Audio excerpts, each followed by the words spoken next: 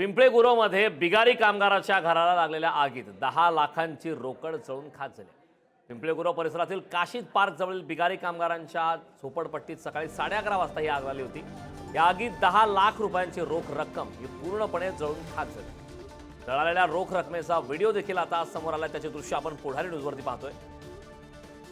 आगीत 10 लाखांची रोकड जळून खाक झाल्याचा प्रकार समोर आलेला आहे। पिंपळे गुरवमधला हा संपूर्ण प्रकार।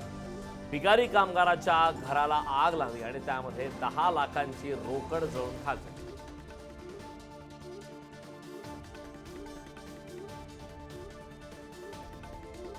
चिंचवडच्या पिंपळे गुरव या परिसरामध्ये भर दुपारी आग लागली आणि या आगीत एक लेबर कॅम्प खाक झाला। या लेबर कॅम्प मधील काही झोपड्यांना आग लागली आणि त्यामध्ये अनेक मोठ्या प्रमाणामध्ये नुकसान झाल्याचं एकंदरीत पाहायला मिळत। त्या लेबर कॅम्प मध्ये एका घरामध्ये रोख स्वरूपाची जी रक्कम आहे ती मोठ्या प्रमाणात होती आणि त्या रोख स्वरूपाची रक्कम आहे ती त्यामध्ये खाक झाल्याचं एकंदरीत पाहायला मिळतं। या ठिकाणी जर आपण पाहू शकता तर 500च्या नोटा असतील, त्यानंतर 20च्या नोटा असतील, 50च्या असतील, 100च्या नोटा असतील, 200च्या नोटा असतील, अशी अनेक मोठी रक्कम यामध्ये खाक झालेली आहे। तर सोन्याचे जे नाणे आहेत तेही खरं तर सोनंही त्या ठिकाणी वितळल्याचं पाहायला मिळतंय। सोनं असतील, चांदी असतील, त्यानंतर नाणे असतील, ते या ठिकाणी वितळल्याचं एकंदरीत पाहायला मिळतंय।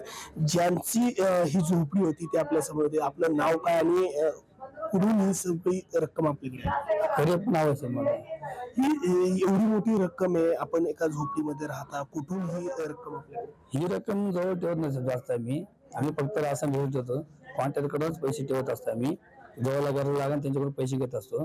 तर मग लोक गावाला जाणार होते उद्या, मग ते काय झालं सर, ते कॉन्ट्रॅक्टरने मला ऑनलाईन पाठवत होते। मी म्हणलं नाही साहेब, ते लोक कॅश मागायला सगळे, त्यांना वाटायचे पैसे, मला कॅशच द्या, गरज आहे मला। मग त्यांनी इकडून तुम्ही काय केलं काय म्हणतो मला सर, त्यांनी कॅशचं जुगाड करून दिले मला। किती रक्कम होती ही? 5,70,000 होते सर। आणि इतर सोनं वगैरे किती होतं? सोनं 4.5 तोळ होतं सर। 4.5 तोळे सोनं होतं। मग ही संपूर्ण जी रक्कम आहे ती तुम्हाला कॉन्ट्रॅक्टरनी दिली? कोण कॉन्ट्रॅक्टर किंवा का? बांधलेलं सर विठ्ठल पांढरे शेट म्हणून आहे आणि इंजोडला ते गजानन गालाडे म्हणून आहे।